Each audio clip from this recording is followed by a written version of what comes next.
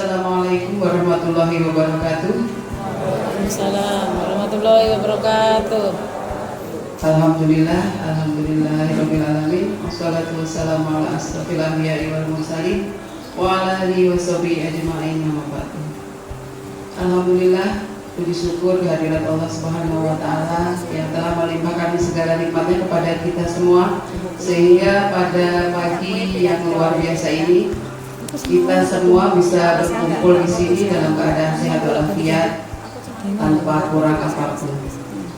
Salawat beserta salam tetap kita sanjungkan kepada Nabi Muhammad SAW. Semoga kita akan mendapat syafaat di akhir nanti.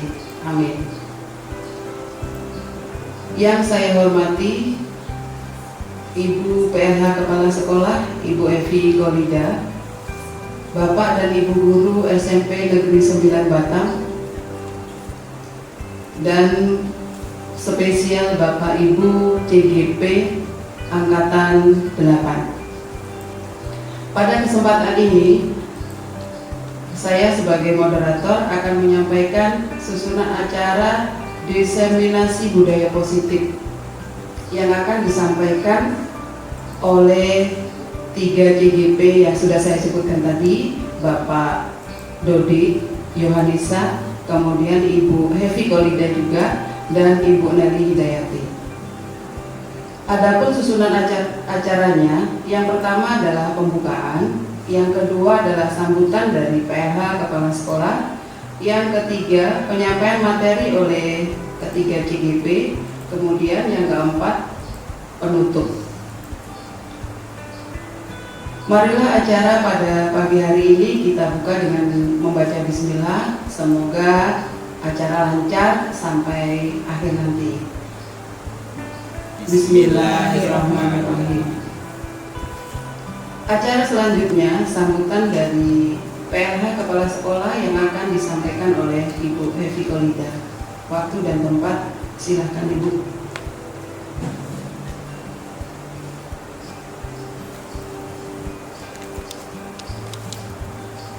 Terima kasih. Assalamualaikum warahmatullahi wabarakatuh. Waalaikumsalam warahmatullahi wabarakatuh. Selamat pagi. Yang saya hormati ibu-ibu, bapak guru yang ada di SMP Negeri 9 Batam.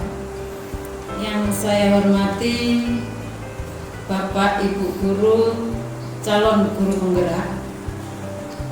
Pertama-tama marilah kita ucapkan syukur kehadirat Allah Subhanahu wa taala atas segala rahmat dan karunia-Nya kita dapat berkumpul di sini untuk melaksanakan diseminasi budaya positif yang akan disampaikan oleh Bapak Ibu calon guru penggerak. Tak lupa salawat serta salam untuk junjungan Nabi besar Muhammad SAW. Mudah-mudahan kelak nanti di yaumil akhir kita akan mendapat syafaatnya. Amin amin ya rabbal alamin. Terima kasih yang sebesar-besarnya untuk Bapak Ibu guru hebat di SMP Negeri 9 Batam, karena hari ini Bapak Ibu sudah berkumpul di sini untuk bersama-sama mendengarkan penyampaian materi dari calon guru penggerak, yaitu diseminasi budaya positif. Mudah-mudahan nanti apa yang disampaikan oleh Bapak Ibu calon guru penggerak ini akan dapat kita laksanakan untuk anak-anak didik kita. Mudah-mudahan kita sebagai guru, saya sebagai PLH Kepala Sekolah ya, mengharapkan support dari Bapak Ibu yang ada di depan saya untuk mensupport Bapak Ibu calon guru penggerak SMP 9 ya. Karena dengan Bapak dan Ibu mensupport mereka, itu akan berdampak pada kita juga. Karena pelatihan dari guru penggerak nanti akan disampaikan oleh Bapak Ibu yang ada di depan ini. Nah, ilmu yang akan kita dapat ini nanti mudah-mudahan dapat ditularkan terus Bapak Ibu yang ada di depan saya akan menyampaikannya ke anak sehingga pembelajaran kita berpusat pada anak.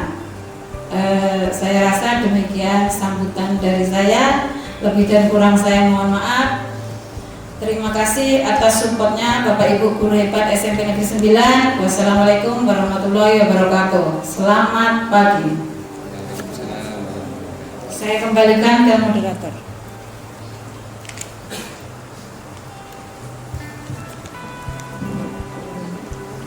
Terima kasih Ibu Evi Golida selaku PH Kepala Sekolah SMP Negeri 9 Batam. Acara selanjutnya penyampaian materi yang akan disampaikan oleh ketiga guru CGP, calon guru penggerak. Waktu dan tempat dipersilakan. Monggo.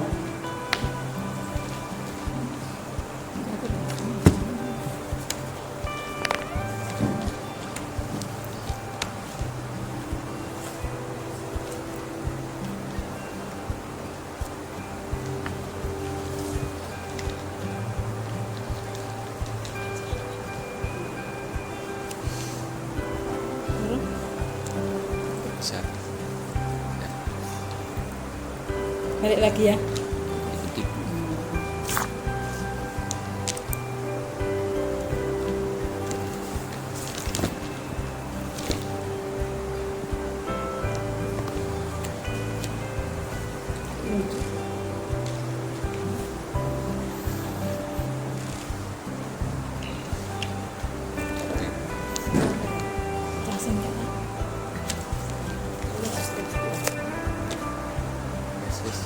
Jangan digoyang-goyang.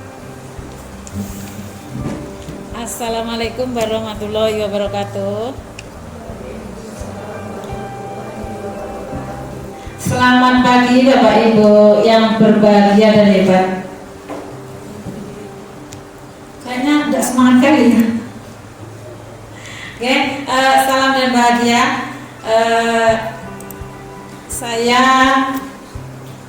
dapat bagian pertama untuk menyampaikan diseminasi budaya positif. Penyampaian budaya positif nanti akan disampaikan oleh kami, yaitu CGP Angkatan 8 SMP Negeri 9 Batam. Saya sendiri Ibu Evi Golida. Tidak usah dikenalkan, padahal sudah kenal kita ya. Yang kedua Bapak Dodi Iwanesa, dan yang ketiga adalah Ibu Nelly Tayati SMP Negeri 9 Batam. Langsung ke materinya. Tapi sebelumnya saya ucapkan terima kasih Bapak Ibu ya, sudah datang, sudah berpartisipasi, sudah mensupport kami. Yang pertama yaitu budaya positif. Ada pertanyaan yang saya butuh jawaban dari Bapak Ibu, biar kita akrab terus, enggak serius sekali ya, karena kita di sini adalah berbagi. Pertanyaan pemantik ini jawabannya hanya setuju dan tidak setuju. Ya, ini biasanya yang kita lakukan di kelas. Jadi sesuai hati nurani Bapak Ibu yang ada di depan saya. Yang pertama, silakan jawab setuju dan tidak setuju sesuai hati nurani ya, tidak mengada-ngada. Hukuman yang pertama, hukuman dapat mendisiplinkan anak. Setuju atau tidak setuju? Setuju ya. Oke. Yang kedua, pemberian hukuman dengan hal positif seperti membaca atau membersihkan halaman sekolah dapat mendisiplinkan, dapat meningkatkan disiplin anak. Kira-kira setuju atau tidak Bapak Ibu? Setuju juga. Oke. Yang ketiga, memberi penghargaan dapat meningkatkan motivasi belajar anak. Setuju atau tidak setuju?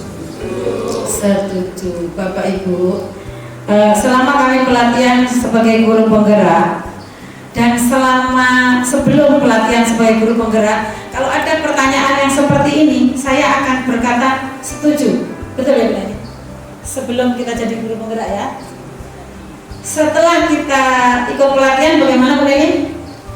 Kira-kira kalau ada pertanyaan 3 ini jawabannya apa? Tidak setuju. Tapi setelah ikut pelatihan Bapak Ibu ya, waktu kemarin sebelum ikut pelatihan, saya pun kalau ditanya hukuman dapat mendisiplinkan anak, saya langsung jawab setuju. Karena saya mikirnya kalau anak kita itu sudah dihukum, dia akan takut dan besoknya dia tidak akan melakukan kesalahan yang sama. Itu pikiran saya.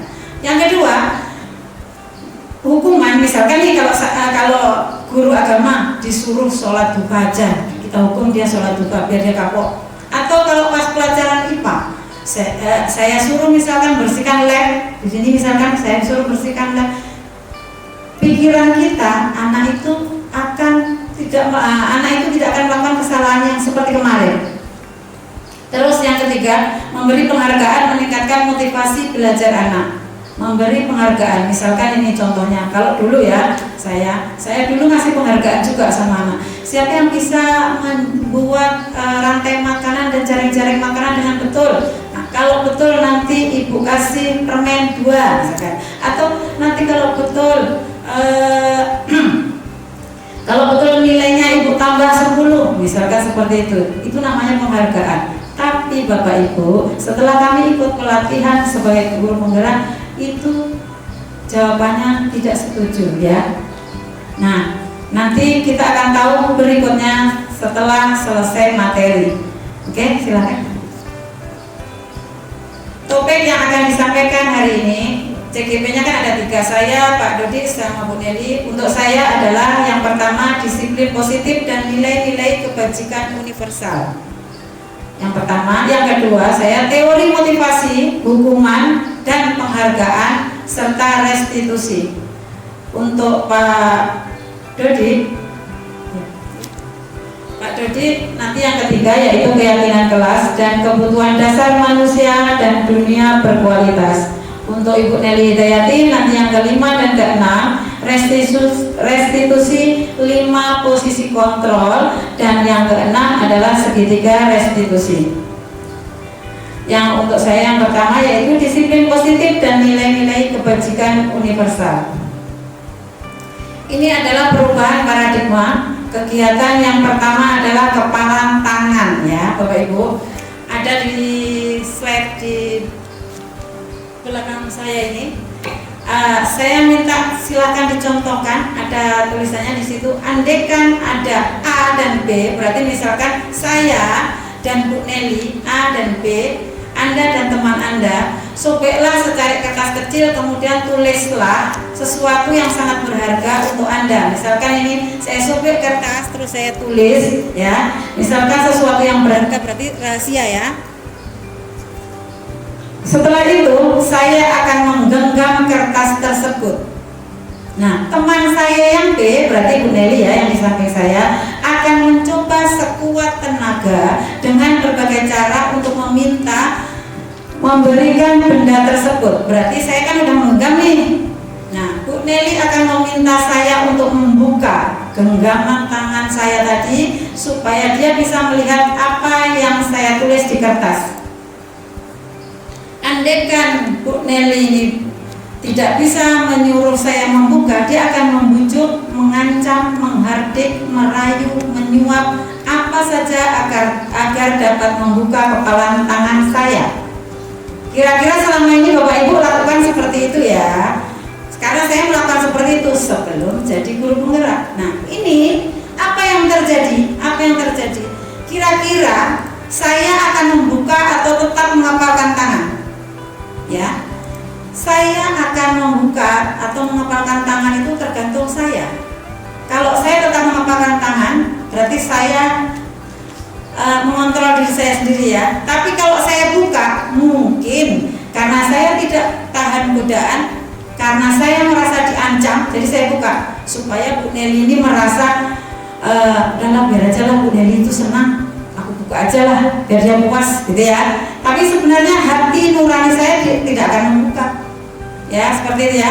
Selama ini kita sebagai guru, kita biasanya kalau ada masalah pasti kita akan pertama merayu dulu supaya dia akan terbuka sama kita. Kalau kira-kira tidak bisa, pasti kita akan menghardik, mengancam ya, kamu ya kalau seperti ini nilaimu nanti kukurangi. Nah, itu saya dulu ya Bapak Ibu. Tapi sekarang setelah ikut bergerak, mudah-mudahan saya tidak seperti itu. Andaikan nanti misalkan saya masih seperti itu, mohon bantuannya Bapak Ibu yang di depan saya untuk mengingatkan saya untuk menjadi orang yang lebih baik. Terima kasih. Lanjut.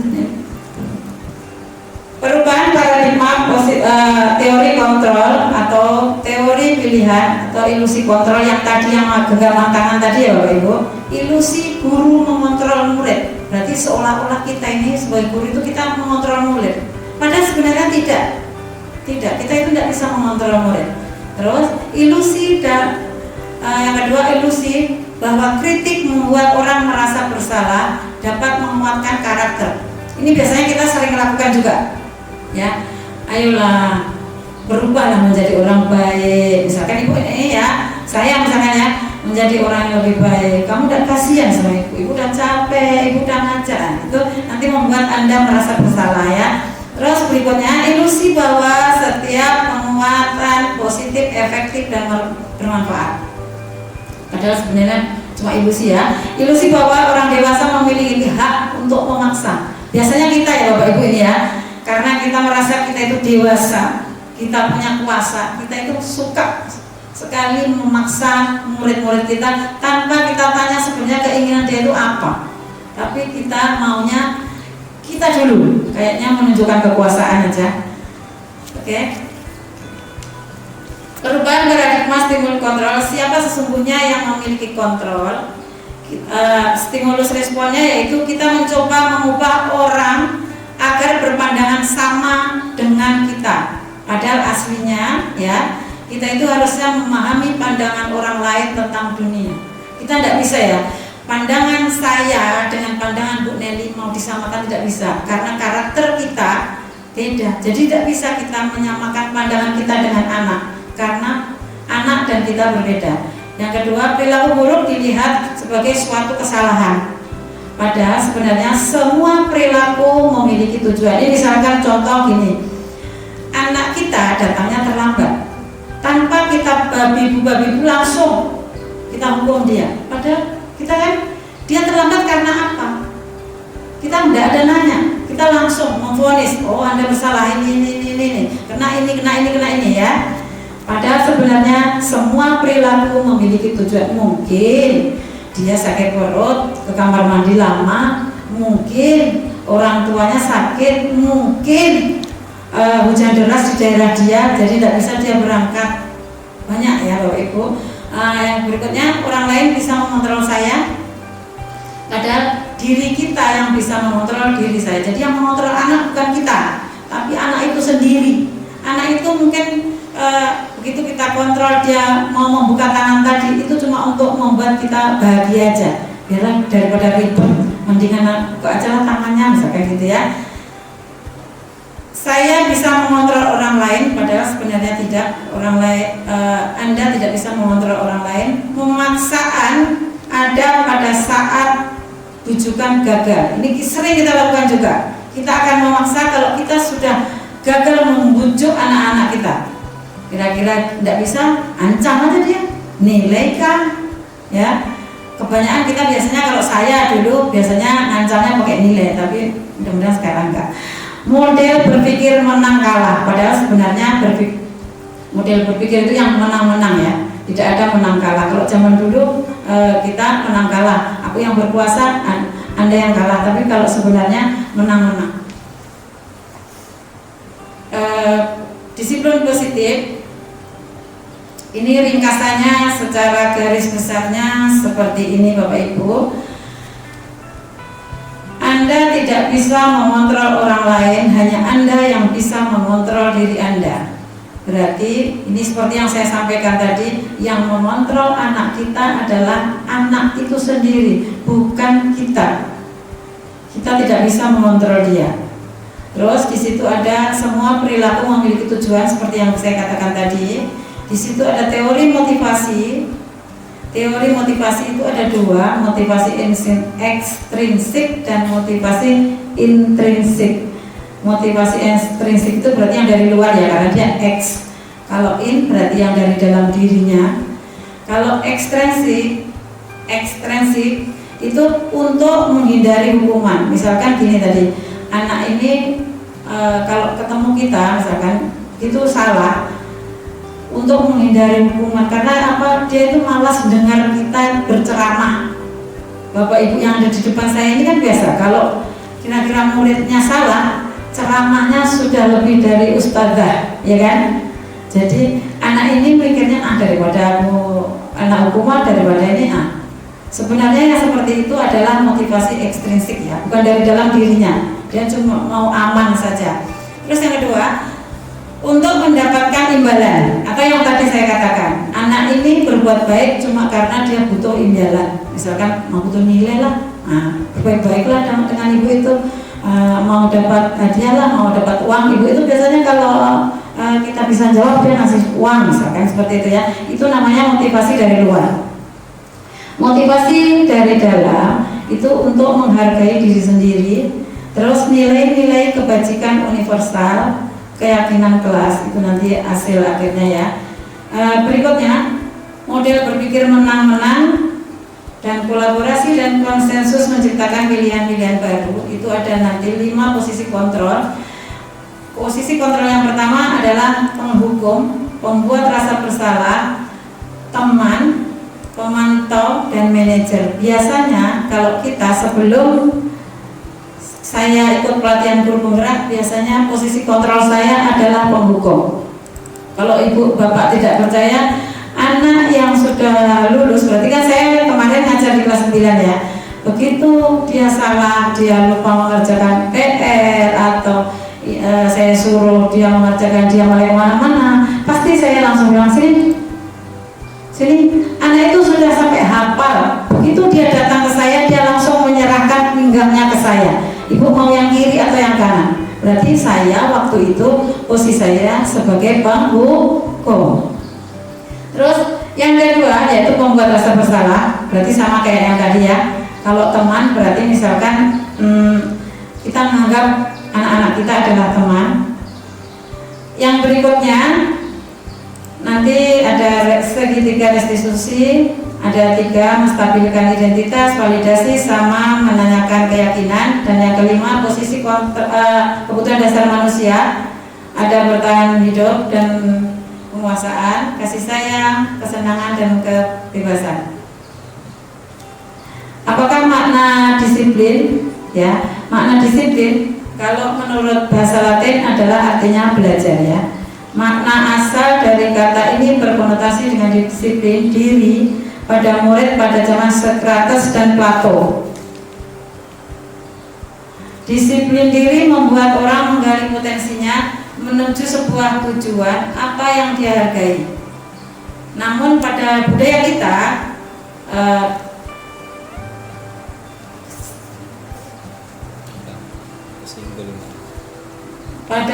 kita yang negara kita ya, disiplin telah berubah menjadi sesuatu yang dilakukan seseorang pada orang lain untuk mendapatkan kepatuhan. Jadi kalau sudah ada kata-kata disiplin, pasti orang berpikirnya pasti yang masalah patuh-patuh ya. Kecenderungan umum adalah menghubungkan kata disiplin dengan ketidaknyamanan. Biasanya kalau disiplin pasti tidak nyaman, bukan dengan apa yang kita hargai atau mencapai tujuan yang mulia ya. Begitu ada kata-kata disiplin pasti hukuman, pasti tidak nyaman, pasti tidak baik, pasti menghindar. Itu anak-anak kita.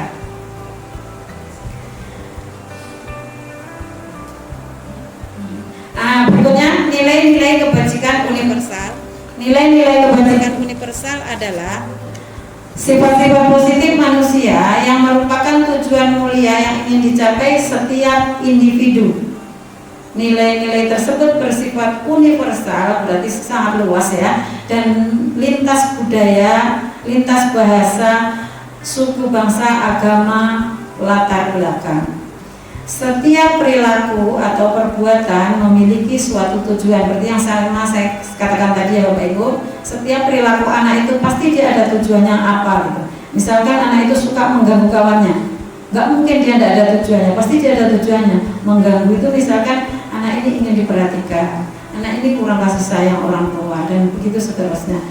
Nomor 2 yaitu dengan mengaitkan nilai-nilai kebijakan yang diyakini seseorang, maka motivasi intrinsiknya akan terbangun sehingga menggerakkan motivasi dari dalam untuk dapat mencapai tujuan yang mulia yang diinginkan. Berarti kita tidak akan nilai intrinsik yang dari dalam yang mau kita bikin, bukan yang dari luar. Karena kalau nilai yang dari luar itu cuma sebentar saja, kalau dari dalam itu selamanya ya.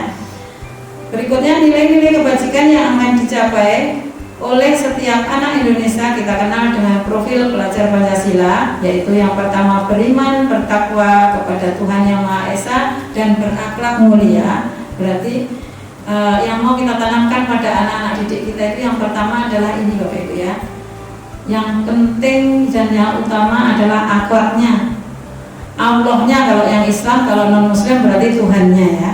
Karena bagaimanapun nanti begitu dia setelah dewasa, dia akan balik lagi. Begitu ada masalah, kalau kita tidak mengenalkan dengan Tuhannya, dia akan terjerumus ke hal-hal yang tidak baik. Tapi begitu kita dari sekarang mendidik karakter dia beriman, bertakwa kepada Tuhan, begitu dia ada masalah, dia akan balik lagi ke Tuhannya ya. Yang kedua, mandiri.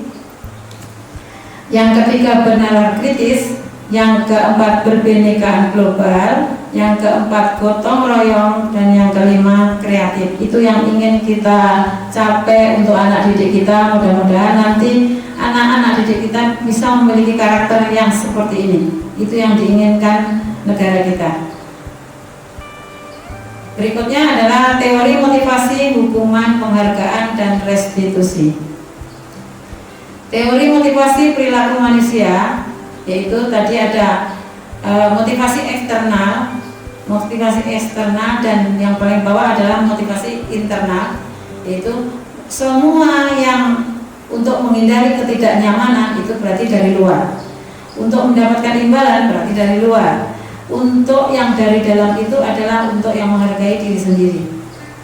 Ini adalah bapak pendidikan kita, yaitu Ki Hajar Dewantoro, yang merdeka. Merdeka itu menurut Bapak Ki Hajar Dewantoro artinya tidak hanya terlepas dari perintah, akan tetapi juga cakap untuk memerintah diri sendiri ya. Berarti tidak hanya terlepas dari perintah orang lain, tapi dia juga bisa memerintah dirinya sendiri. Berarti dia bisa menjadi tuannya di dirinya sendiri. Dihukum oleh penghargaan, bahwa penghargaan berlaku sama dengan hukuman ya. Berarti penghargaan itu tidak bagus karena penghargaan itu sama dengan hukuman. Dalam arti meminta atau membujuk seseorang melakukan sesuatu untuk memenuhi suatu tujuan tertentu dari orang-orang yang meminta atau membujuk. Dorongan eksternal dan ada faktor ketergantungan. Beberapa dampak dari pemberian penghargaan menurut Alfie Kohn adalah pengaruh jangka pendek dan jangka panjang. Pemberian penghargaan tadi bisa berpengaruh untuk jangka panjang dan jangka pendek. Penghargaan itu menghukum, penghargaan itu mengurangi ketepatan, penghargaan itu tidak efektif, penghargaan itu merusak hubungan. Yang ingin saya sampaikan, yang penghargaan itu merusak hubungan. Maksudnya seperti ini ya Bapak Ibu. Misalkan di kelas saya itu anaknya pintar-pintar semua. Nah, untuk mendapatkan penghargaan dia akan bersaing. Bersaingnya itu tidak akan sehat lagi, tapi akan bersaing tidak sehat. Supaya apa? Karena dia menginginkan penghargaan dari saya tadi. Nah, yang seperti itu namanya merusak hubungan. Maksudnya hubungan anak dengan anak satunya dengan anak satunya, dia akan bersaing yang tidak sehat. Ya. Dihukum oleh penghargaan. Penghargaan menurunkan kualitas. Penghargaan mematikan kreativitas. Penghargaan mengurangi motivasi intrinsik. Berarti penghargaan mematikan kreativitas anak itu, maksudnya karena dia cuma mengejar penghargaan dari saya tadi, otomatis kreativitas dia akan semakin berkurang.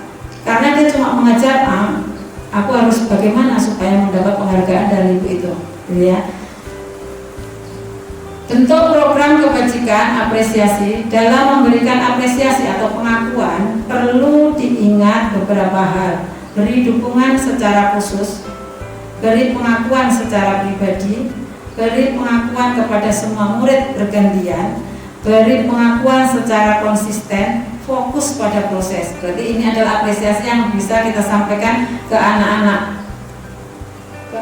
kita, yaitu memberi dukungan secara khusus,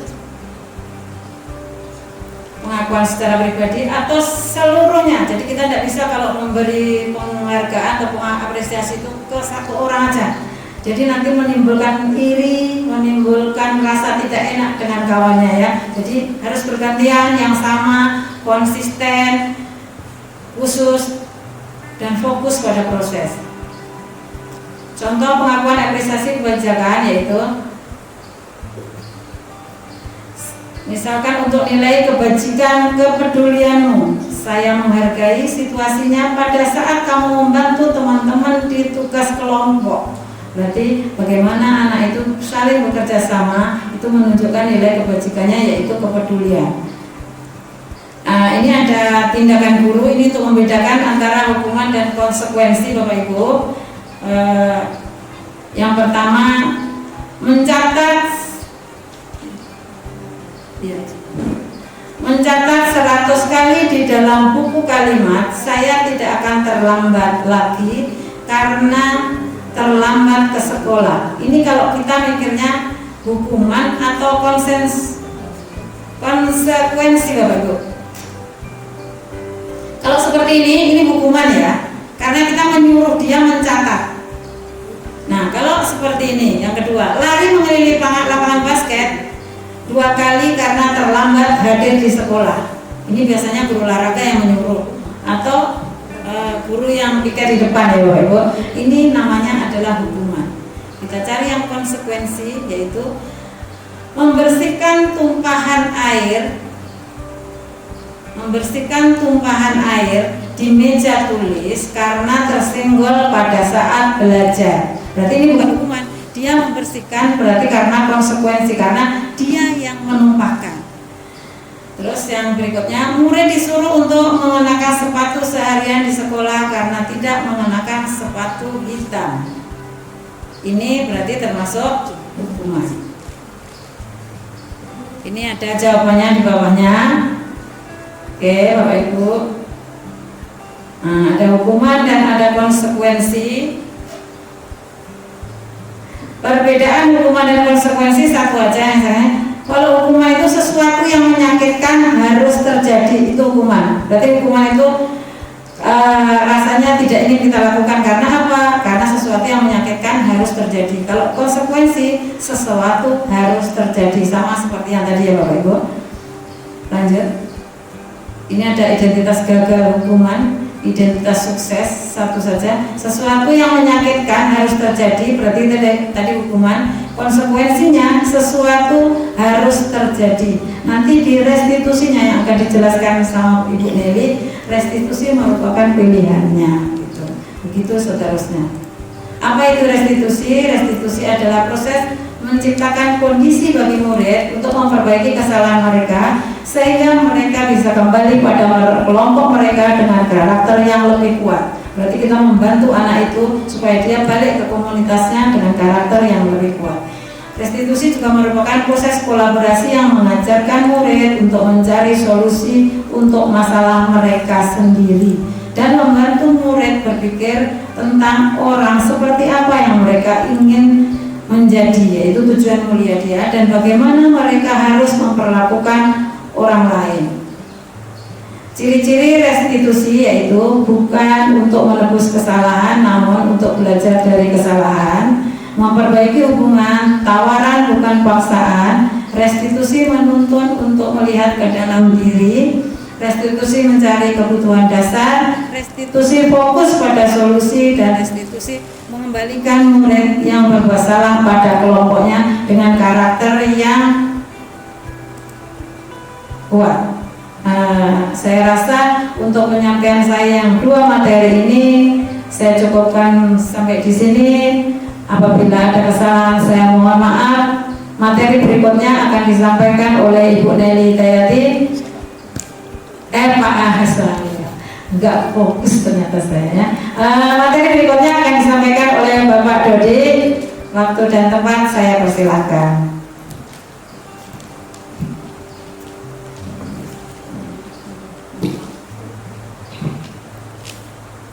Cek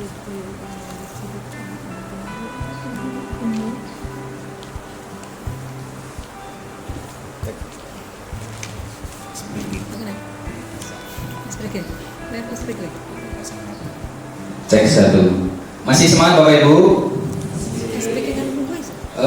Sebelum mulai, karena saya perhatikan sudah mulai mengantuk ya. Jadi ice breaking dulu Mbak ya. Boleh. Ice breaking yaitu permainan panjang dan pendek. Jadi kalau saya sebut panjang, pendek, besar, kecil ya.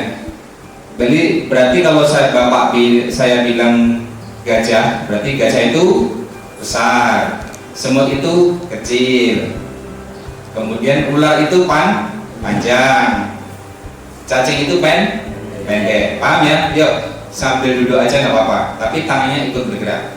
Oke? Baik, saya berdiri. Bapak Ibu yang lain duduk aja. Siap? Gajah itu, cacing itu,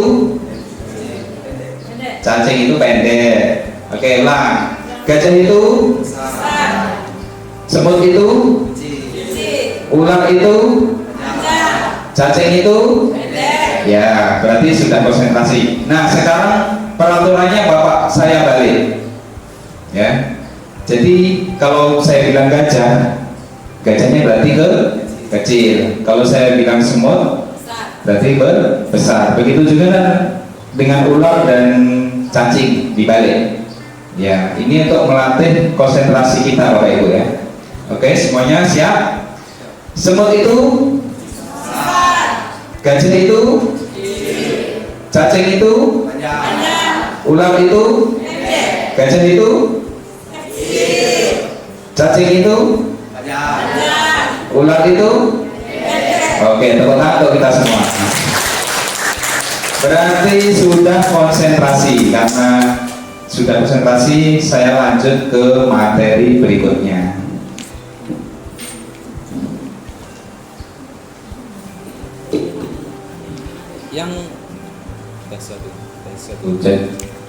Yang pertama yaitu tentang keyakinan kelas.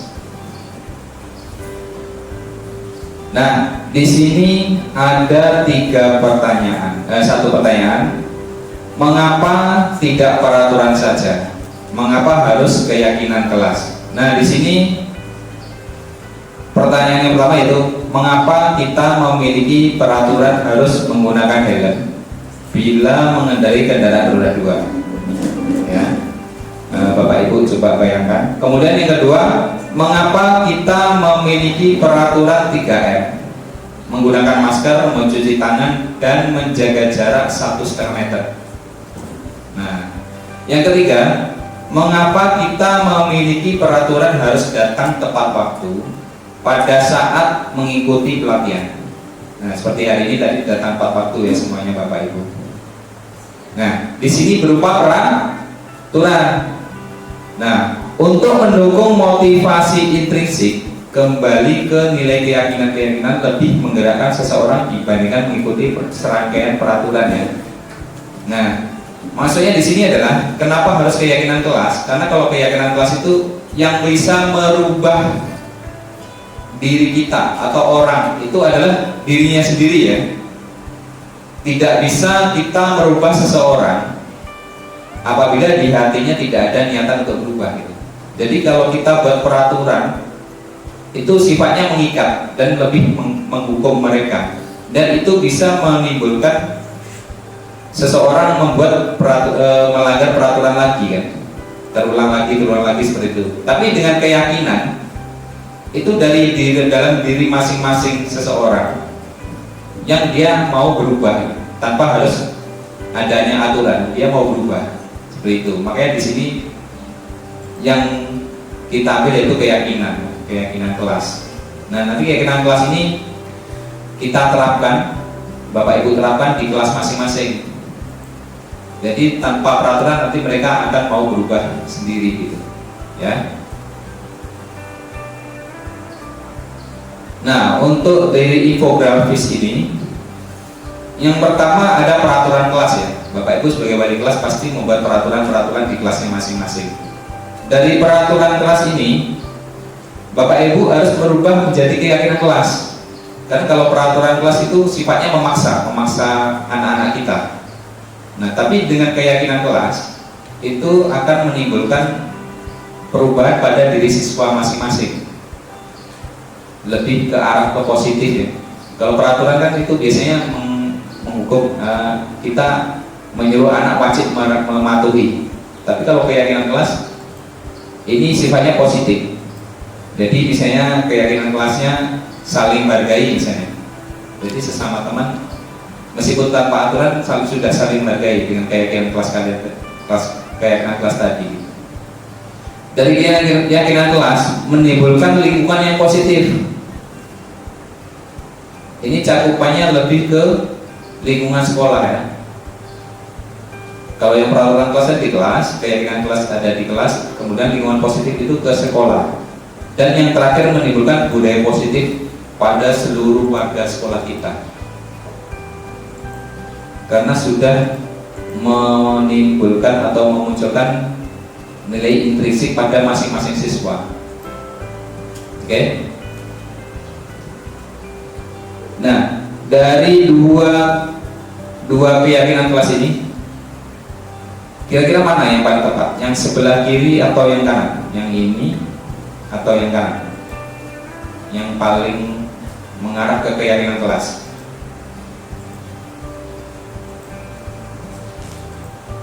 Yang kiri atau kanan? Kanan ya. Karena di sini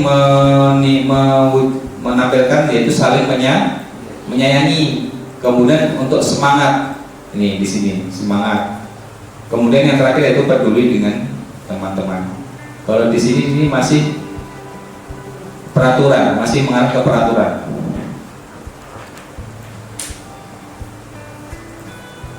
Kemudian ada juga model tabel T dan Y. Nah, contohnya seperti ini. Sifat hormat terdengarnya seperti ini. Yuk, saya bantu. Kemudian ada juga kita bisa selesaikan ini bersama. Kemudian ada juga terima, tolong ya. Kemudian ada permisi, boleh saya pinjam, nanti akan segera saya kembalikan. Ini yang terdengar. Tapi yang terlihat adalah dia berempati terhadap perasaan orang lain dari kata-kata ini tadi. Kemudian memegang barang milik orang lain hanya dengan izinnya ya, dengan kata-kata terima, tolong ya gitu. Kemudian mendengar dengan seksama, misalnya permisi. Kemudian senantiasa berbuat baik. Di sini berarti ini ya. Misalnya contohnya yaitu yuk saya bantu, kata-katanya tadi. Kemudian ada juga yang berbagi. Kemudian kalau yang berperilaku, dari yang terdengar tadi yaitu menghasilkan tersenyum ramah. Dari kata-kata ini kan kalian kalau ngomong pasti tersenyum ya. Jadi nampak tersenyum. Kemudian memberikan salam hangat dengan berjabat tangan, namaste, meletakkan tangan di dada. Ada juga salimnya. Kemudian memberikan ruang bekerja dan juga postur tubuh yang tenang. Kalau untuk model T yang sebelah sini tadi model Y, yang model T sifat hormat, dia yang nampak yaitu datang tepat waktu. Kalau tidak nampak berarti sering hadir terlambat. Kemudian menyapa teman dan guru setiap hari. Kalau yang tidak nampak, tak acuh terhadap teman dan guru. Kemudian mengembalikan barang teman yang telah dipinjam mengucapkan terima kasih. Tapi kalau yang tidak nampak, dia tidak mengembalikan barang yang telah dipinjam dan meletakkan sembarangan. Nah, di sini ada perbedaan antara model Y dan model T.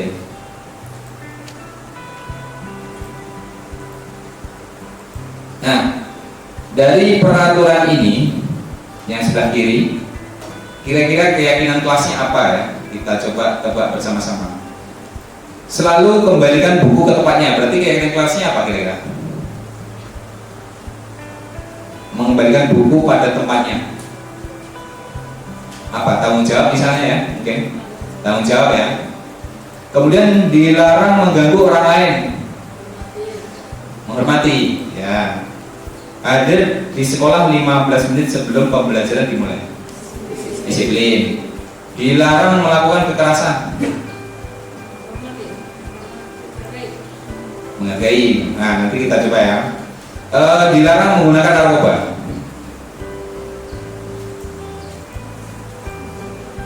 Kesehatan. Bergantian atau menunggu giliran. Tertib ini ya. Baik. Menggunakan masker. Kesehatan. Jangan berlari di kelas atau koridor. Keselamatan. Ya, kita coba jawaban Bapak Ibu tadi benar atau tidak. Iya, 90% benar ya. Yang pertama tanggung jawab, kemudian menghormati orang lain. Yang hadir 15 menit yaitu berkomitmen ya, dan juga menghormati orang lain. Dilarang melakukan kekerasan, keselamatan, dan juga menghormati. Narkoba, kesehatan. Bergantian atau menunggu giliran itu menghormati orang lain dan bersabar. Tadi tertib ya itu jawabnya. Masker, kesehatan benar. Jangan berlari yaitu keselamatan atau keamanan. Nah, sekarang masuk ke kebutuhan dasar manusia dan dunia berkualitas. Kebutuhan dasar manusia itu ada 5, yaitu bertahan hidup, kemudian kasih sayang, penguasaan, kebebasan, dan kesenangan. Nah, untuk memancing Bapak Ibu, nah sekarang pertanyaan pemantik dari saya. Nah, Pak Dodi ini saya sendiri ya. Guru kelas 72 di SMP Negeri 9 Batam sedang bingung menghadapi ulah salah satu murid di kelasnya, Rafa. Beberapa anak di kelas 72 datang kepadanya dan mengeluhkan Rafa yang seringkali meminta bekal makan siang mereka secara paksa. Jika Bapak Ibu sebagai Pak Dodi ya, apa yang dilakukan? Nah, menurut Anda, kira-kira apa alasan Rafa melakukan hal tersebut? Nah, itu udah ditangkap ya Bapak Ibu ya, pertanyaannya, pemantiknya. Nah, dari situ sebenarnya seluruh tindakan manusia itu memiliki tujuan tertentu. Semua yang kita lakukan adalah usaha terbaik kita untuk mendapatkan apa yang diinginkan. Nah, kita ketika mendapatkan apa yang diinginkan, sebetulnya saat itu kita sedang memenuhi salah satu atau lebih dari satu kebutuhan dasar kita sebagai manusia, yaitu bertahan hidup, kasih sayang, kebebasan, kesenangan, dan penguasaan.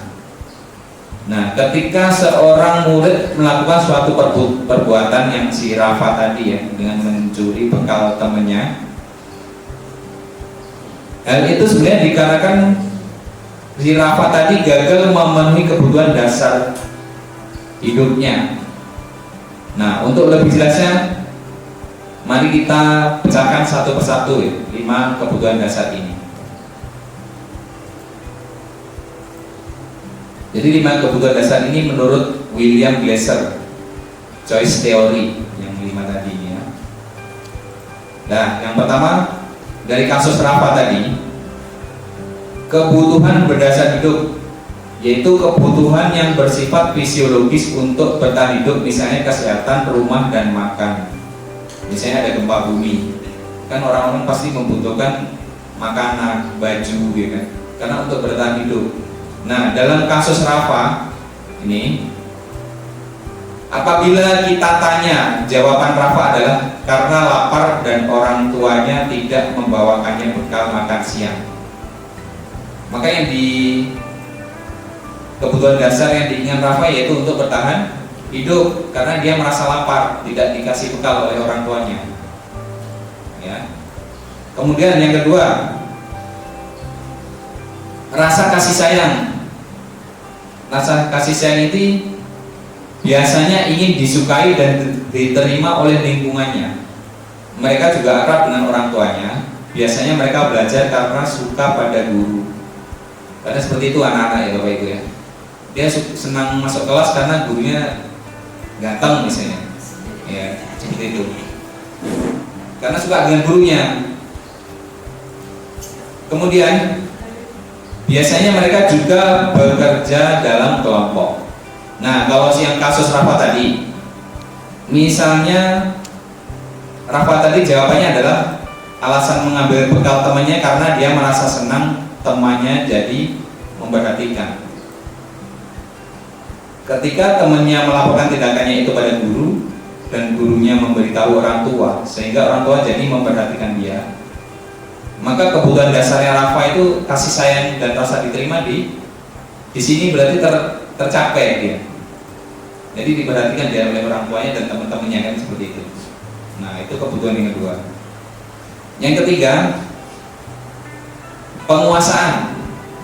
Di sini anak-anak memiliki kebutuhan dasar akan penguasaan yang tinggi, biasanya selalu ingin menjadi pemimpin.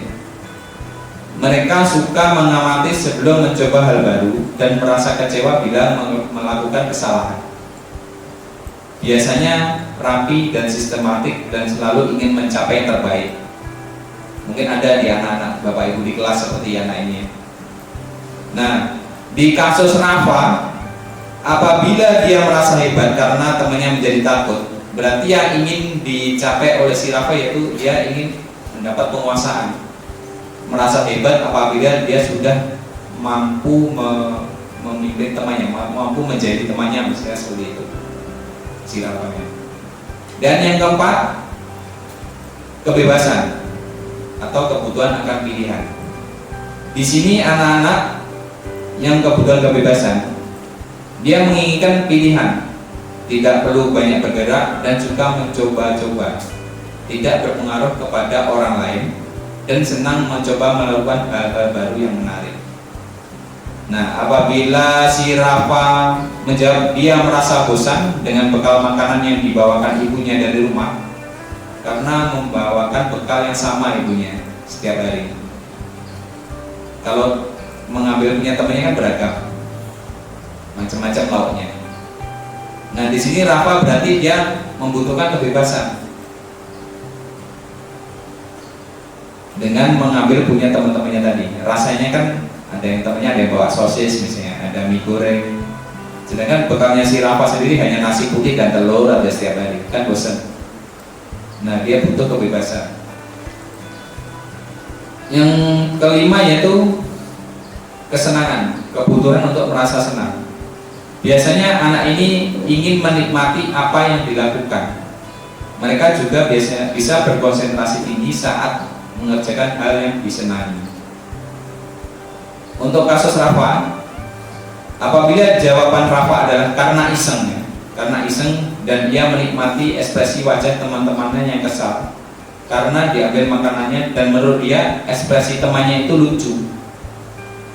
Nah, dia jahil ke temannya karena agar temannya itu marah kan. Kan kalau kadang seperti itu, ada anak seperti itu. Kalau temannya sudah marah karena kita jahili, kita puas ya di hati kita. Nah, berarti membutuhkan kesenangan. Nah, sekarang ini ada soal sedikit. Kasus pertama yaitu tentang Bimo. Seorang anak TK selalu berlari keluar kelas menuju jalan raya di depan sekolahnya yang ramai dengan kendaraan. Tingkahnya membuat guru Bu Ani bingung dan seringkali lari mengejarnya. Ada beberapa kemungkinan jawaban yang diberikan Bimo. Apabila respon Bimo seperti ini, aku senang main kejar-kejaran dengan ibu guru. Seru katanya. Ini kira-kira butuh apa nih Bapak Ibu? Kebebasan, penguasaan, cita kasusnya atau kesenangan? Kesenangan. Iya benar. Karena dia dikejar-kejar gurunya, dia senang gitu. Nah, tapi apabila responnya seperti ini, ibu kejar aku karena ibu guru sayang aku. Kira-kira apa? Cinta kasih sayang. Ya benar ya. Karena di sini ada guru sayang aku. Yang ini, aku hebat kan, bisa bikin ibu guru kejar aku. Nah, kira-kira apa? Penguasaan. Iya benar, karena dia merasa mampu menguasai gurunya. Ya. Kemudian yang terakhir, aku bosan belajar mewarnai terus di dalam kelas. Kira-kira kebutuhan dasar apa? Kebebasan. Nah, sekarang kasus yang kedua, Dinda. Seorang anak kelas 3 SD, begitu tiba di rumah sepulang dari sekolah menangis dan mengadu pada ibunya bahwa dia benci pada Ibu Rani, gurunya Ibu Rani. Nah, menurut Bapak Ibu, kebutuhan dasar apa yang berusaha dipenuhi oleh Dinda? Jika responnya Ibu Guru bilang, aku tidak boleh bersenandung sewaktu mengerjakan tugas, katanya jelas harus tenang, katanya kelas harus tenang, tidak ada suara, kan nggak seru jadinya. Nah, kira-kira apa? Kesenangan, kebebasan, penguasaan? Kesenangan. Karena dia merasa tidak seru ya kalau tidak bising, kalau diam itu tidak seru kelasnya. Dia butuh kesenangan di sini. Kalau yang ini, Ibu Guru tidak menyamaku hari ini, padahal aku pakai cat rambut baru hari ini. Cinta kasih sayang, karena dia butuh perhatian dari guru.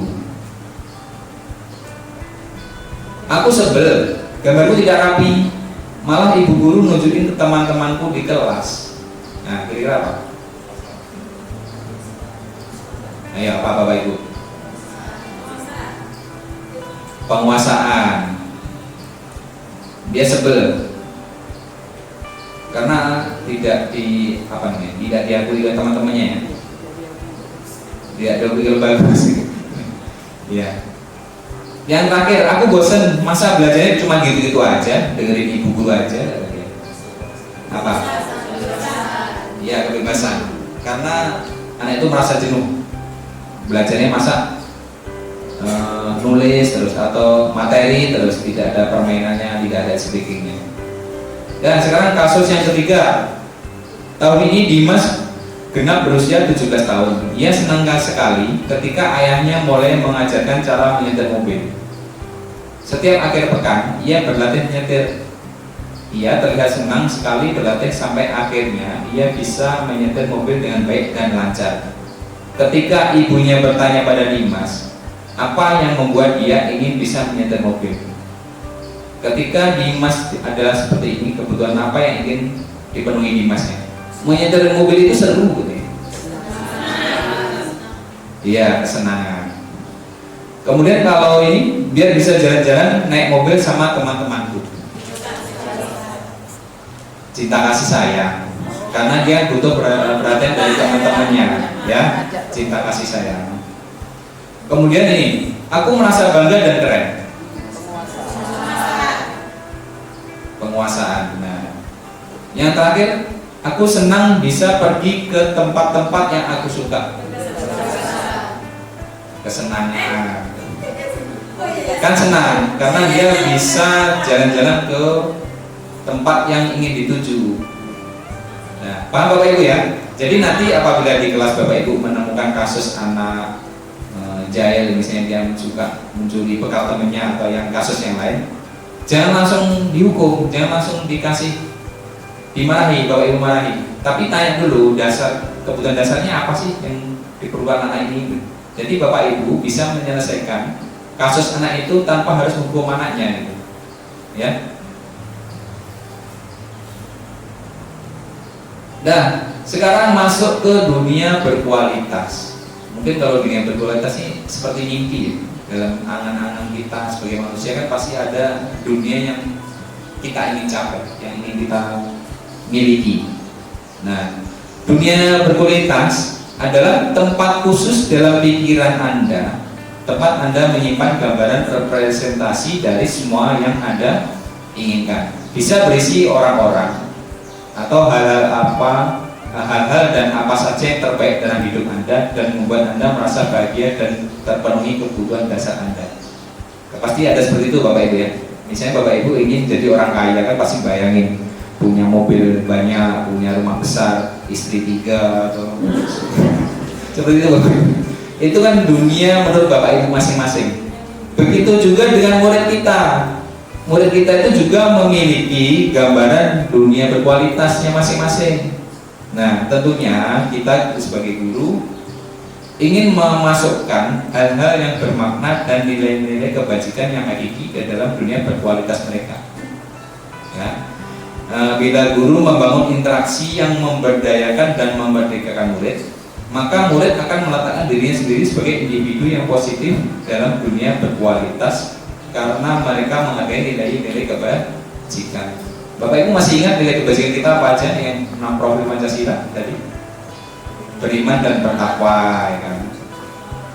Gotong royong, mandiri, kreatif, inovatif, kebinekaan global. Nah, kita sebagai guru harus mengarah ke nilai-nilai kebajikan seperti itu di kelas kita masing-masing. Jadi anak itu aman, nyaman, dan senang dalam belajar. Kita harus mewujudkan mimpi dunia berkualitas anak itu seperti apa di kelas itu. Mau belajarnya seperti apa? Jadi kita tidak hanya melulu mengejar mereka harus bisa materi ini, bisa materi ini. Karena setiap anak itu punya kemampuan yang berbeda-beda. Tidak mungkin anak yang sudah penuh. Misalnya ada siswa namanya Dinda tadi ya. Dinda tadi dia pintar juara 1 terus. Kan kita pasti berbeda ngasih perlakuan dengan anak yang biasa saja. Gak mungkin Dinda tadi yang sudah penuh di otaknya kita tuang air terus ya kan. Nah tentu takaran airnya yang kita tuang ke Dinda dengan teman yang lain itu berbeda berarti berbeda ya satu dengan yang lain. Nanti kalau si Dinda kita suapin terus dengan kasih air terus penuh tumpah dia otaknya gitu.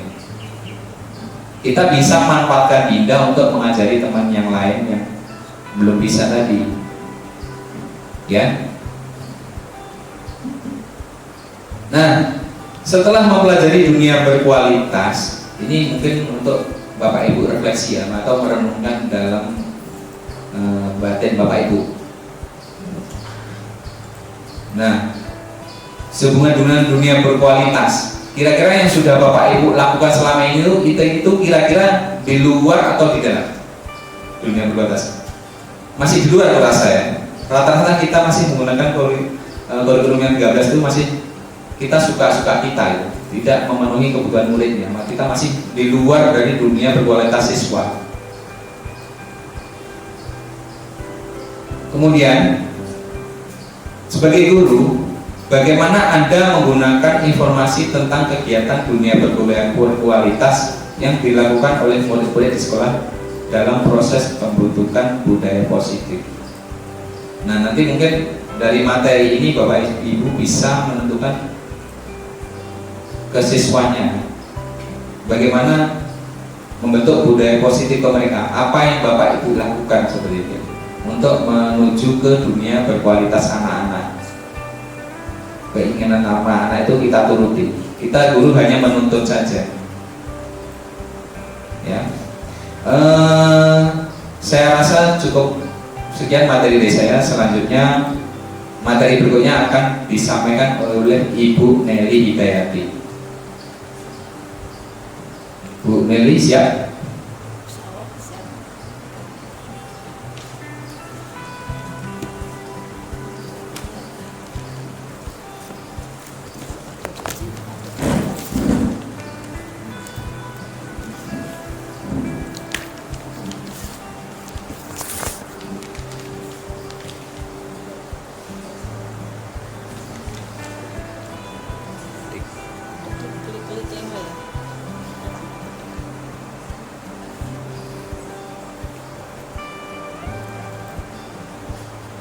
Full screen saja.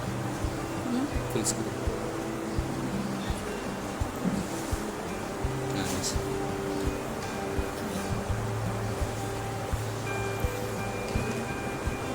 Baik, Bapak Ibu masih semangat ya?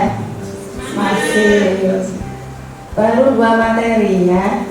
Bu Evi dan Pak Dodi tadi sudah menyampaikan materi ya.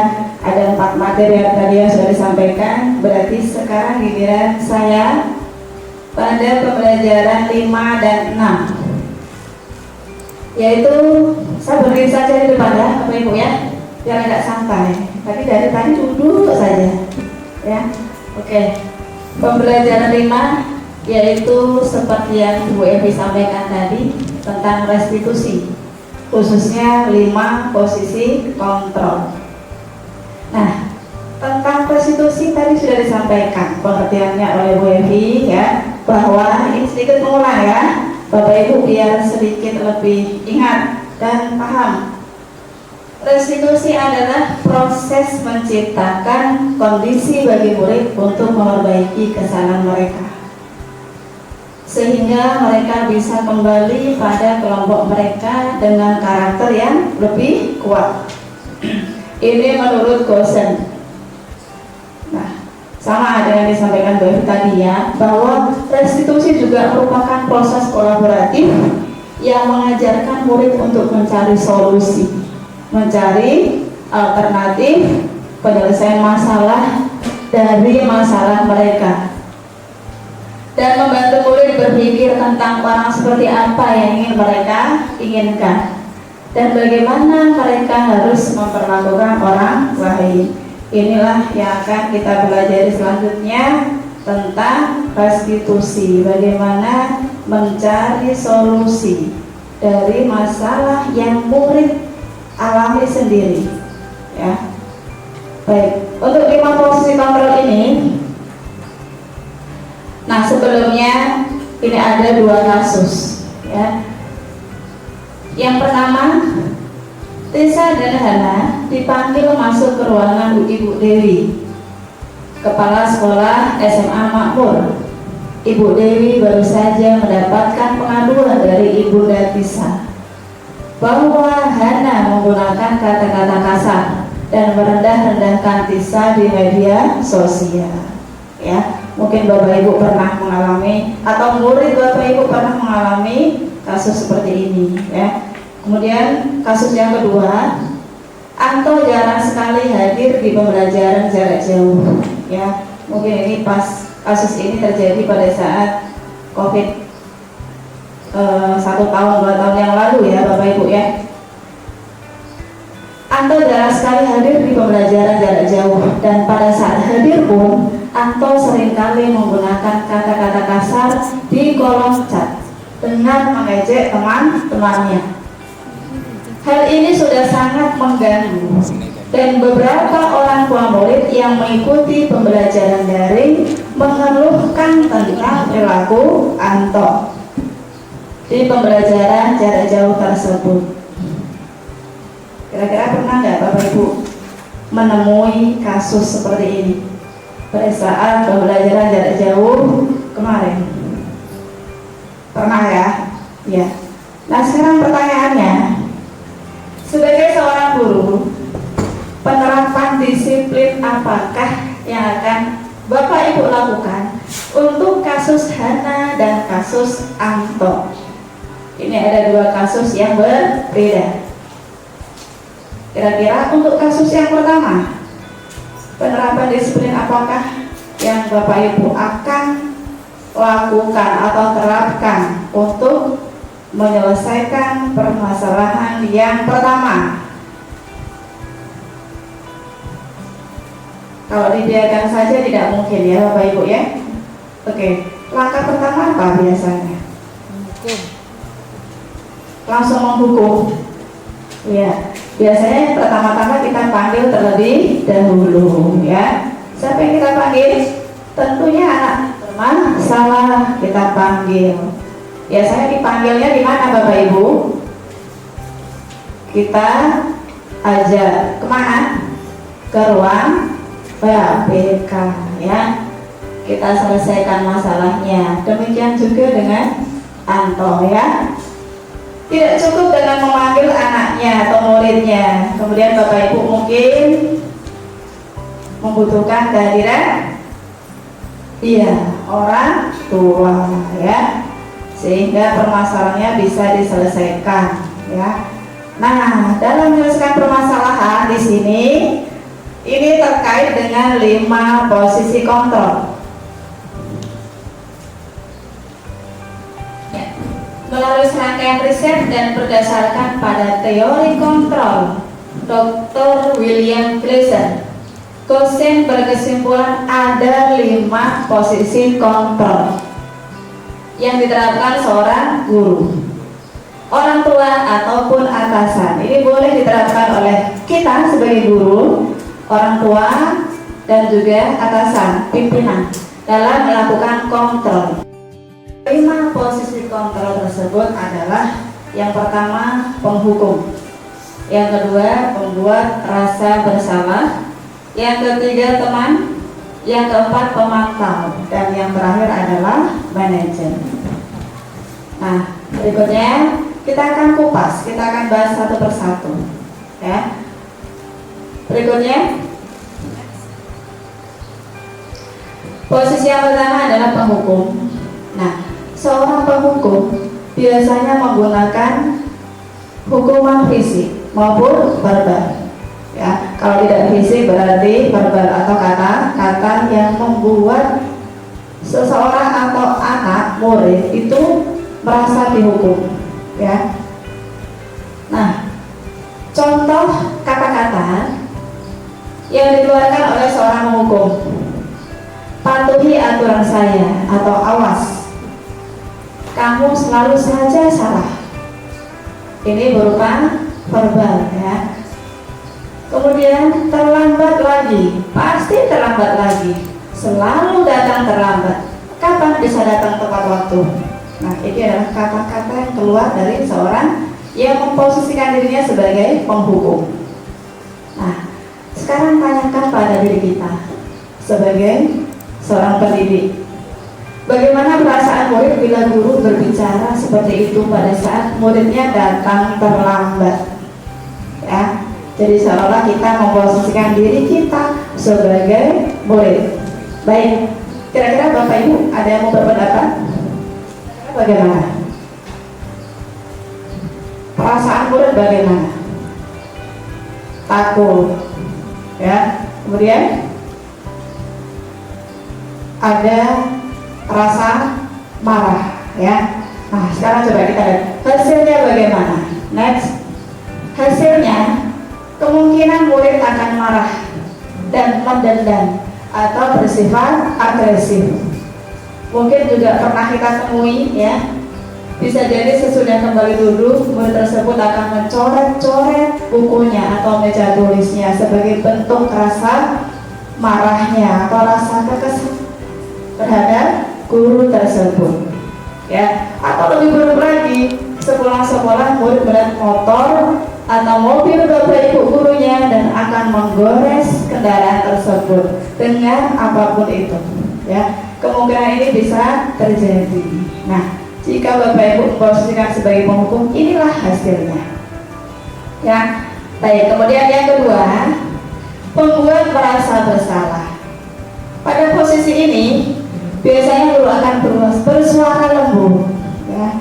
Suaranya lembut tetapi membuat murid akan merasa bersalah terhadap apa yang telah ia lakukan.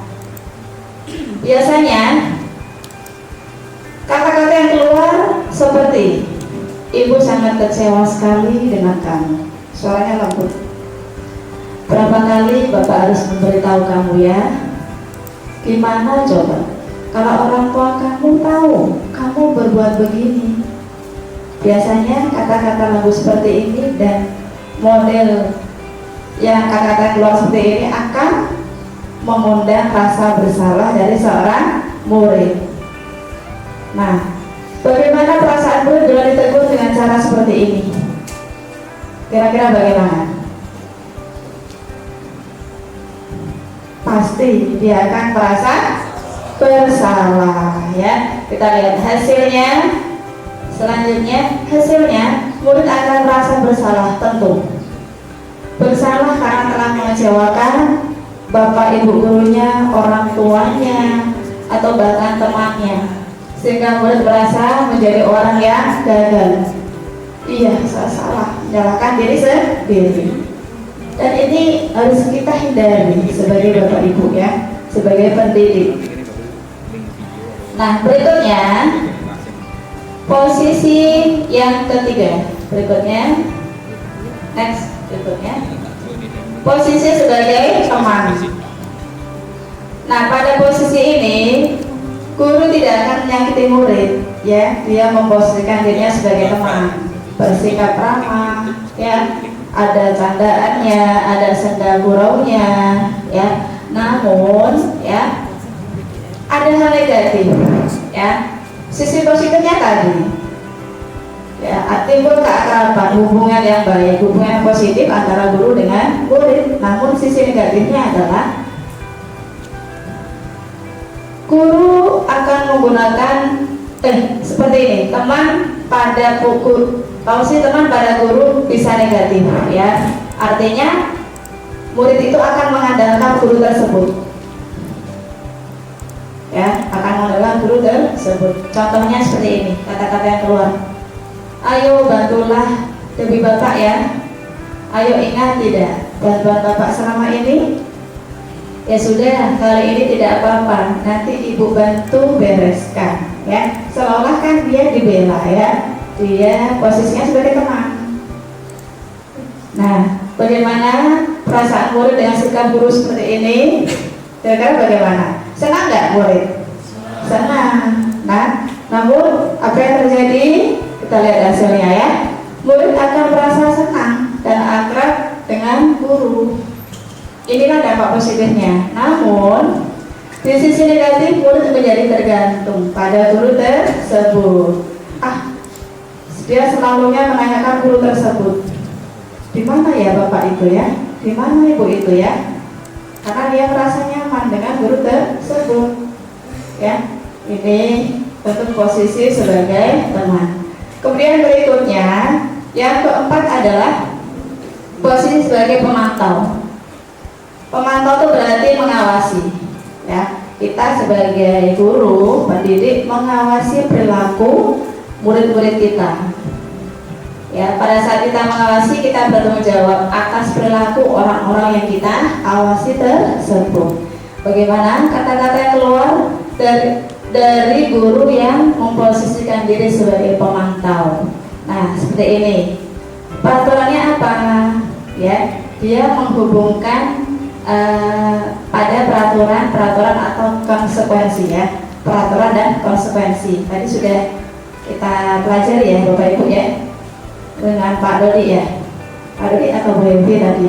Nah, ini dia selalu mengaitkan dengan peraturan atau konsekuensi. Peraturannya apa? Apa yang telah kamu lakukan?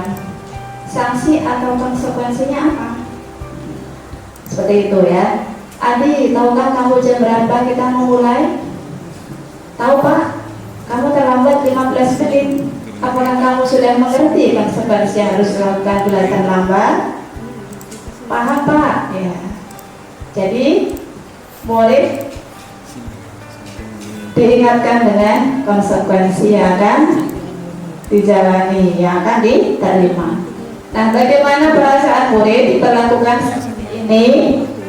Nah, kita lihat, ya, kira-kira bagaimana? Kira-kira bagaimana Bapak Ibu? Seorang murid bila kita memposisikan sebagai pemantau, ya, kita lihat hasilnya. Murid memahami konsekuensi yang harus dijalankan. Tahu dia, kalau saya seperti ini, ya, yang akan saya terima konsekuensinya seperti ini, ya. Karena telah melanggar salah satu peraturan sekolah. Dia ditanya dulu, peraturannya apa nak? Tidak boleh terlambat Bu. Terus kalau terlambat bagaimana? Ya, jadi anak itu kita ingatkan dengan peraturan sekolah sehingga dia tahu konsekuensinya apa. Guru tidak menunjukkan suatu emosi yang berlebihan, menjadi marah atau membuat merasa berbuat salah. Murid tetap dibuat tidak nyaman, yaitu dengan harus tinggal kelas pada saat jam istirahat dan mengerjakan tugas. Ini misalnya ketika dia terlambat, dia harus berada tinggal kelas pada saat jam istirahat dan mengerjakan tugasnya di kelas. Ini sebuah konsekuensi. Jadi konsekuensi itu ada dampak negatifnya tetap, ya. Yang dirugikan siapa? Ya tetap murid. Tetapi murid memahami ini adalah sebuah konsekuensi harus saya terima karena saya melanggar salah satu aturan sekolah. Nah, ini jika kita memposisikan diri sebagai pemantau. Nah, yang terakhir adalah posisi manajer. Posisi ini yaitu di mana guru berbuat sesuatu bersama dengan murid, bersama-sama. Proses, kalau kita ingat tadi, pengertian restitusi adalah proses kolaboratif, ya, kolaborasi kerjasama antara guru dengan murid dalam mencari sebuah solusi. Ya, guru hanya memandu, ya. Kira-kira bagaimana solusinya? Ya, solusi itu datang dari murid tersebut. Nah, di manajer murid diajak untuk menganalisis kebutuhan dirinya.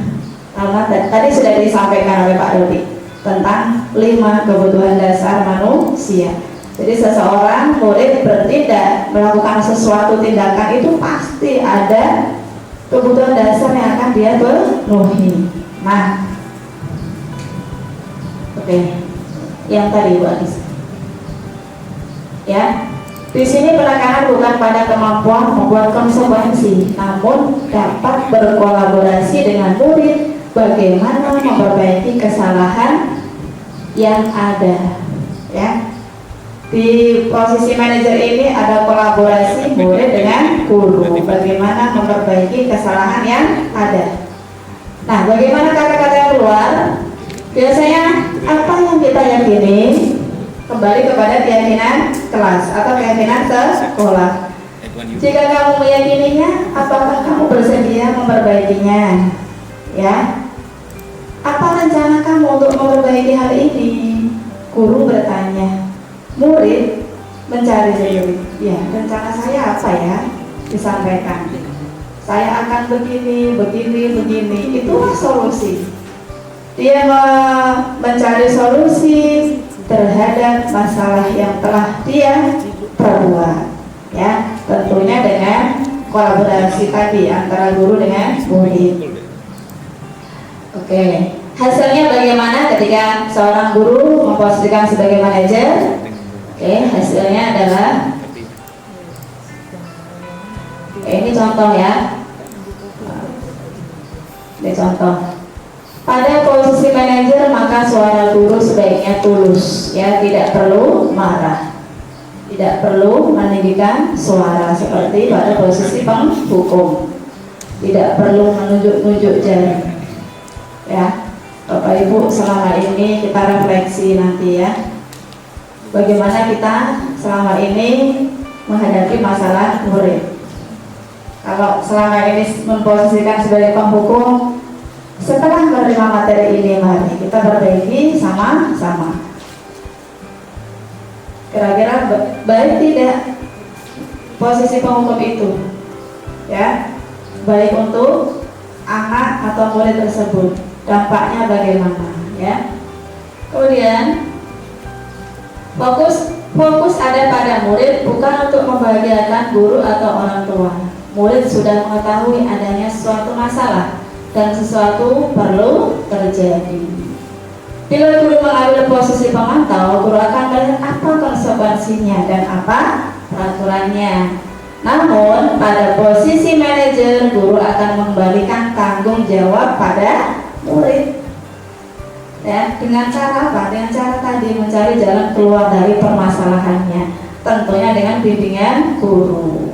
Ya, terjadi proses kolaborasi. Oke, inilah posisi manajer. Berikutnya, ya, sudah kita kupas satu persatu ya, Bapak Ibu, dari 5 posisi kontrol restitusi. Sekarang kita lanjut ke pembelajaran 6, segitiga restitusi. Ya, masih restitusi, tapi ini berupa sebuah segitiga restitusi yang terdiri dari tiga komponen ya. Yang pertama adalah menstabilkan identitas, ya. dari garis datar segitiga yang pertama adalah menstabilkan identitas. Setiap orang pasti pernah melakukan kesalahan, ya. Kamu bukan satu-satunya yang pernah melakukan ini. Ini adalah sebuah kata-kata untuk bisa menstabilkan identitas. Kemudian yang kedua, validasi kebutuhan. Kamu tentu punya alasan mengapa melakukan hal itu. Kemudian yang terakhir, di posisi terakhir, menanyakan keyakinan, ya. Jadi seorang guru nanti menanyakan nilai-nilai apa yang telah kita sepakati.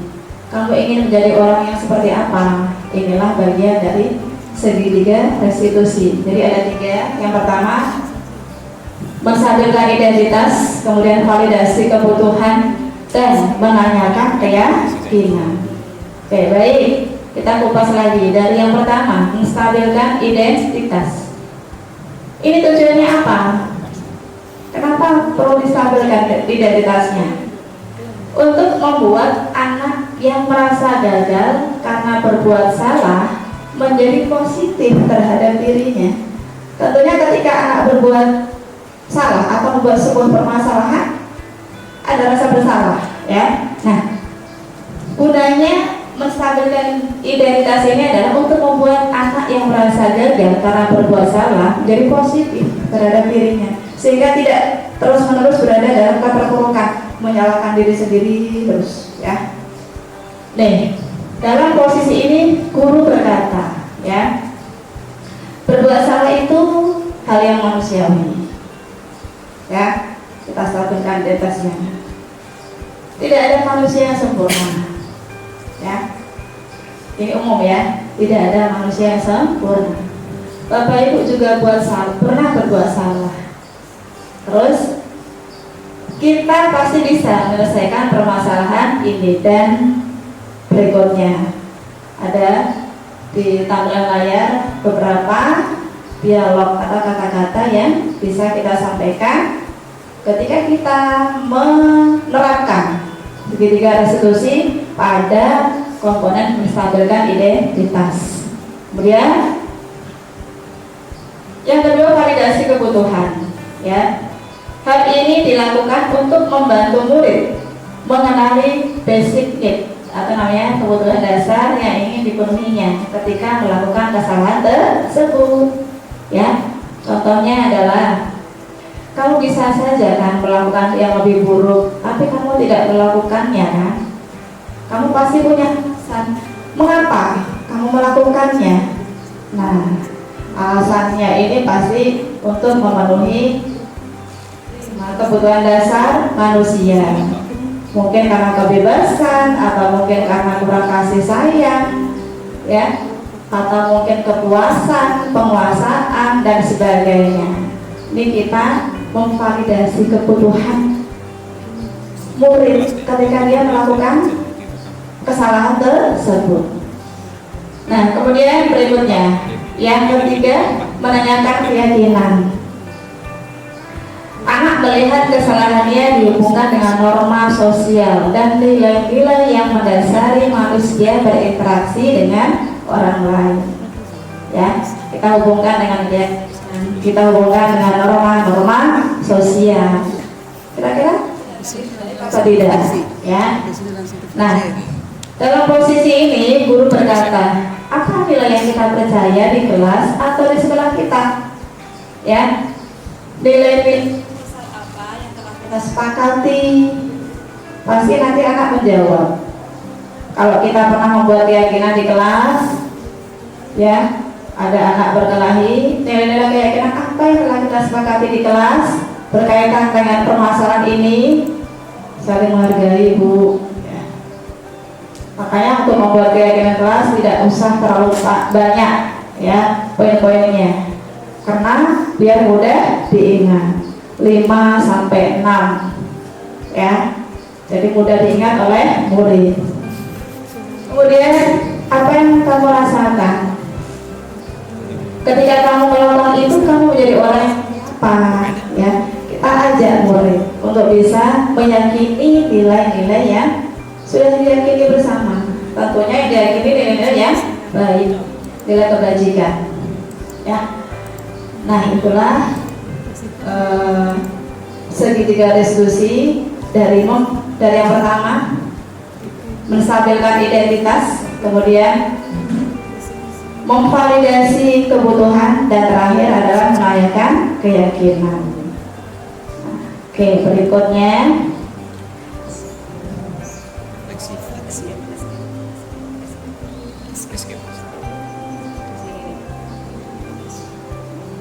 Ini yang PDF ini loh. Nah, Gitu. ini nih percakapan ini yang crop. Oh, iki. Ya, Wes. Ora gelem. Ora gelem ya, Mas. oke, mungkin Selain slideshow.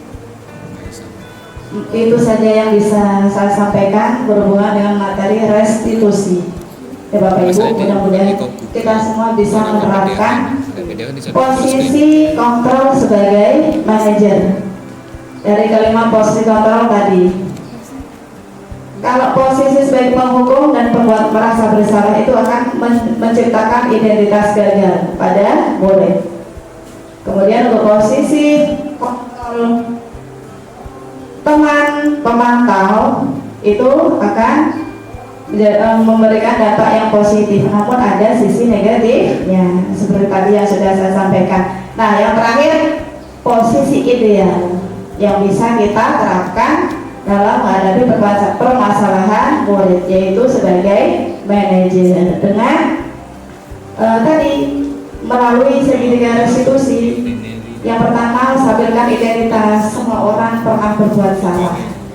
Berbuat salah itu manusiawi. Tidak ada manusia yang sempurna, sehingga murid tersebut tidak akan merasa bersalah. Bisa tidak menyalahkan diri sendiri terus. Kedua, berikutnya adalah memvalidasi kebutuhan. Alasannya apa? Dan yang terakhir, menanyakan keyakinan. Terus apa yang kita yakini terkait hal itu? Langkah berikutnya apa yang kamu lakukan? Nah, seperti inilah yang kemudian nanti diharapkan akan ada solusi dan terjadi proses kolaborasi antara murid dengan guru dalam menyelesaikan permasalahan. Demikian mungkin yang terakhir, sesi terakhir adalah refleksi. Ya. Jadi yang sudah disampaikan materi pertama sampai terakhir dari Bu Evi, Pak Dodi, dan saya sendiri, kita refleksikan bersama. Mungkin akan disampaikan Pak Dodi. Terima kasih dari saya. Wassalamualaikum warahmatullahi wabarakatuh.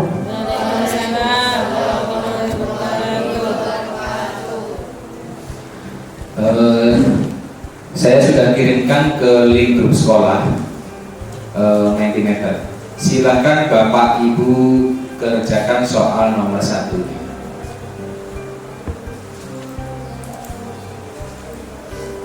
Refleksi yang pertama yaitu hal baru apa yang Bapak Ibu dapatkan dari kegiatan hari ini.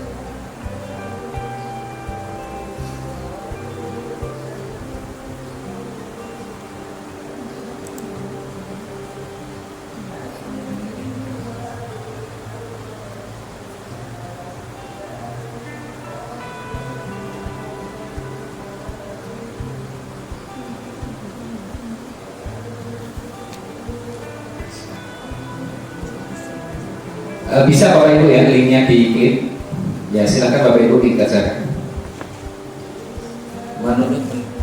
menurut pendapat Bapak masing-masing.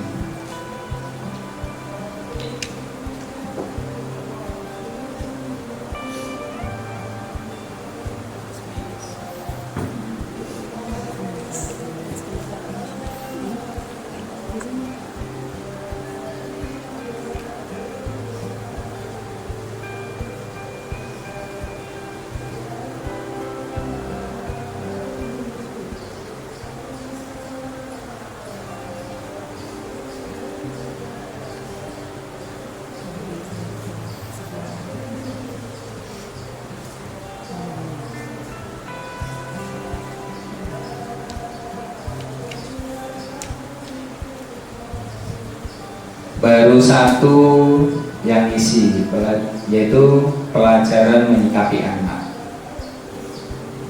Ya, Bapak Ibu yang lainnya silakan.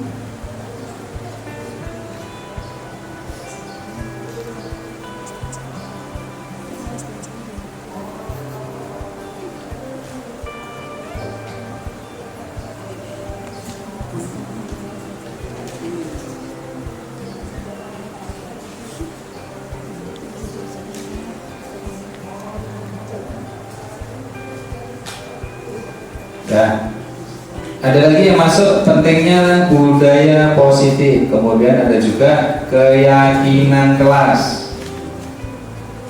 kemudian dapat mengerti murid-murid ya, mungkin mengerti di sini maksud Bapak Ibu yaitu tentang kebutuhan dasar manusia tadi ya.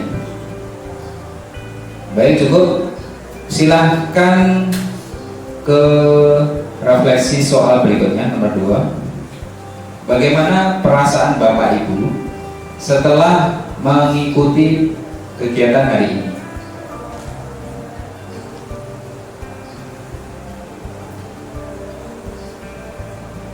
Wih, semangat dan senang, luar biasa.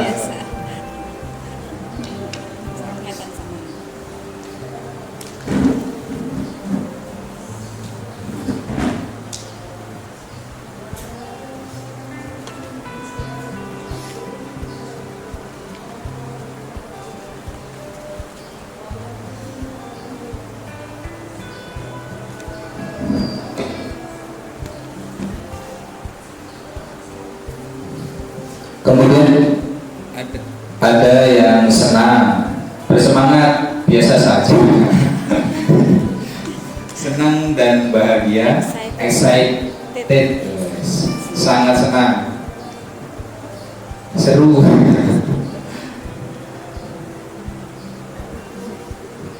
Ya, saya rasa di sini cukup mewakili jawaban semua Bapak Ibu. Di sini yang paling besar yaitu senang. Berarti jawaban paling banyak, yang paling besar ini berarti jawaban paling banyak dari pendapat Bapak Ibu. Terima kasih untuk refleksinya. Assalamualaikum warahmatullahi wabarakatuh. Saya kembalikan ke moderator.